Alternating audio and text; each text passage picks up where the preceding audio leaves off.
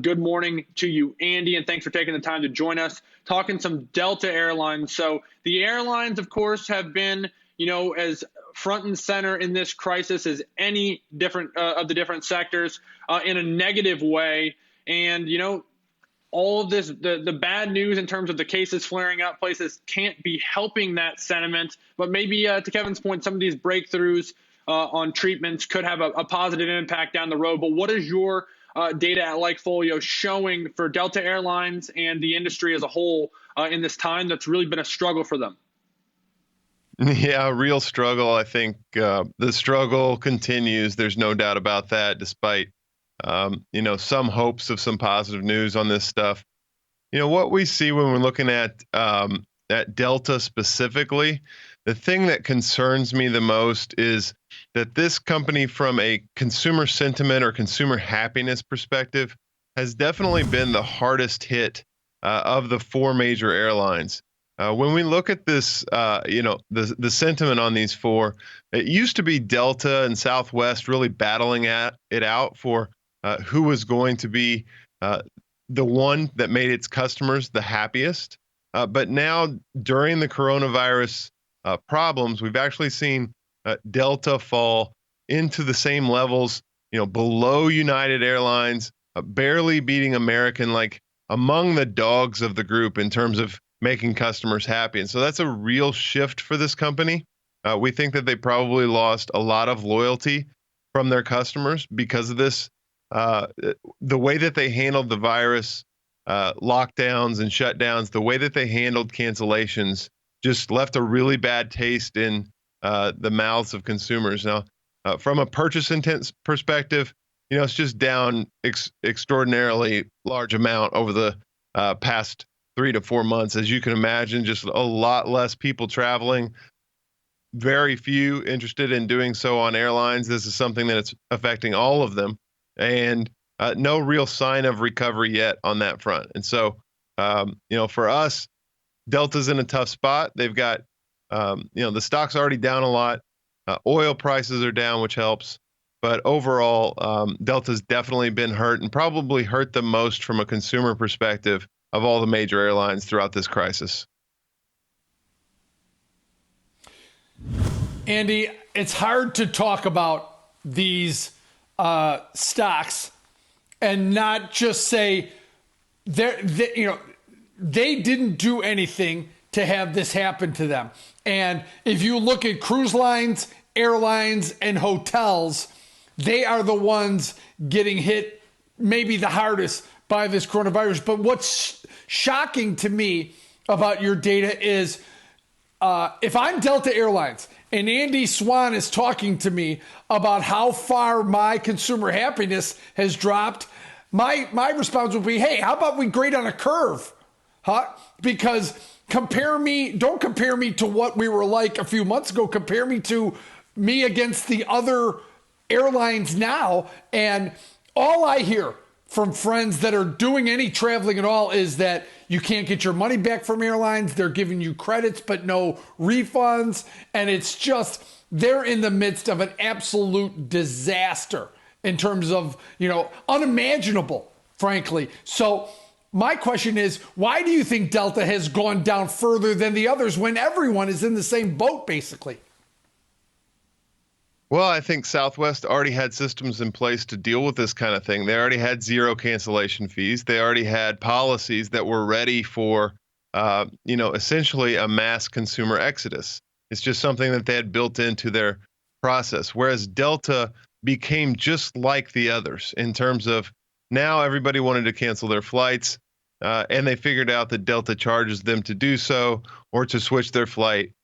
Most of that was the reason, and so it was really not so much, Delta failing the consumer more than others. It's just it started to fail the consumer just like the others. In fact, it's more like its policies got exposed through this, whereas Southwest policies, as consumer friendly as they are, were also exposed, and everybody kind of already knew that. So if you talk about grading on a curve, I think Delta's fallen the most, so they would get the first F out of the gate on grading on a curve, and they've just kind of joined the rest. And I think so. You can think of Southwest as kind of the winner from a consumer happiness standpoint, and kind of everybody else loses.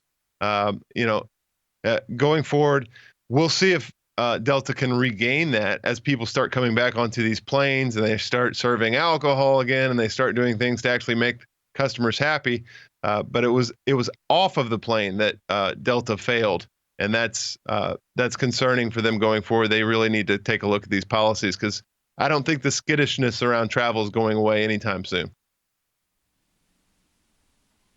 Yeah, and to that point, Andy, what Kevin brought up earlier about how certain sectors, they didn't ask for this to happen, but you go through the ones that he listed: cruise lines, hotels, airlines. I can imagine a world, I should say, where a lot of hotels close down because meetings take place virtually, just going forward, just because hey, it's cheaper. I can see a world where the cruise lines, they get a lot of negative press. Maybe they just kind of stop getting people is interested in going on them, and they slowly but surely, kind of go away as a type of travel. But airlines, the ability to travel from one place to another, it's hard to imagine that technology and that service going away completely. It's just, how does it exist going forward is the question. Do some of these names consolidate? Do they get, bought by governments? There's a lot of questions, and that's, of course, just negative kind of pass. If things bounce back quicker, maybe you see them just, kind of weather the storm and get back. But coming back to the sentiment conversation here, Andy, I think it's important to really dive into this and think about this in terms of maybe it's almost two groups, to your point. Southwest kind of has always done business their way, has a loyal group that kind of only flies Southwest, is unhappy with the other three. But do you really see a lot of people switching from American or United or Delta to Southwest? There's more of a shuffling amongst the three. They like to have the assigned seat. They like the business model that those companies offer. And so maybe the real winners potentially are United and American if they're able to weather this, as Delta, coming back to earth a little bit, isn't as much of a best in breed in that group as it once was.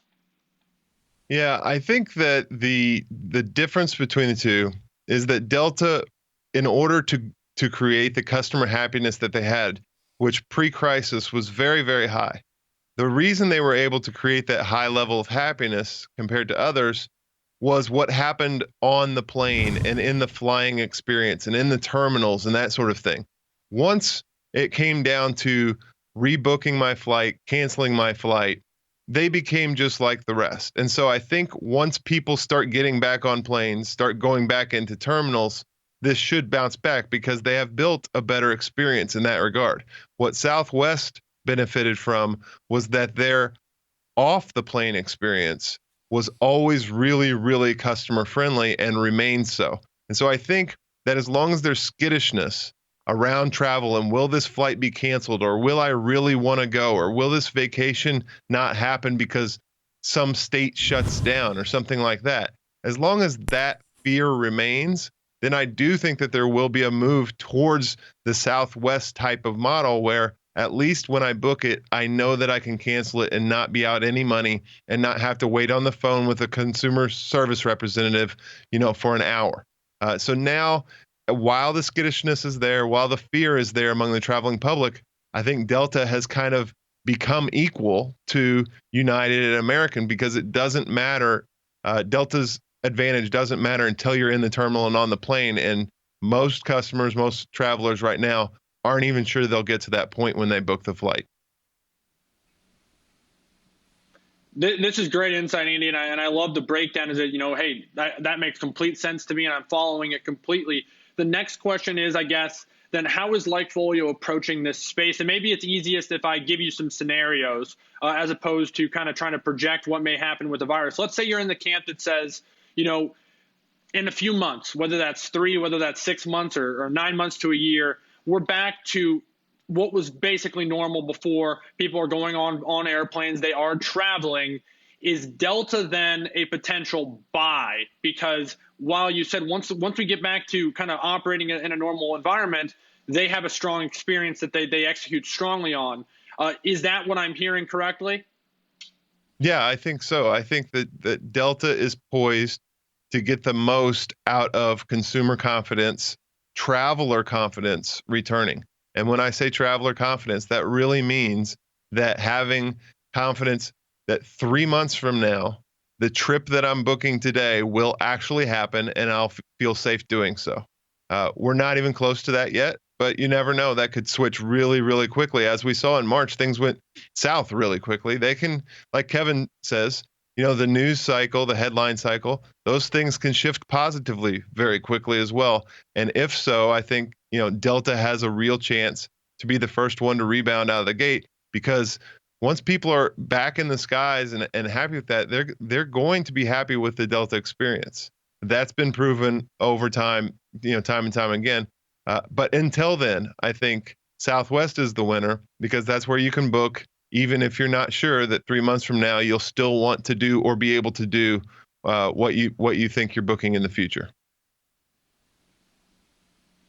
And so then, Andy, if you're looking at it on a very short-term basis, then do you approach it in that way where you say, these other three are struggling and consumers are not happy with them, and that's not good in the short term? Or is it, hey, these stocks have all been beaten up, it's hard to look at it on a short-term basis, that you only can position yourself for the long-term recovery if there is one? Yeah, in terms of LikeFolio data right now, we have absolutely nothing in terms of LikeFolio data that would indicate to me any reason to be making any short-term bet on any of these names at all. Everything would be long-term thinking. That's why we focused on consumer happiness in this, because it's an indicator of who will bounce back first. We don't have the data to show that there's any sort of bounce back in purchase intent, which is where we'll go. For a short-term trade, that's where we'll look. For long-term trade, we think that consumer happiness tells us the story of who's likely to be hurt the least during extremely volatile, really tough times that we're going through right now.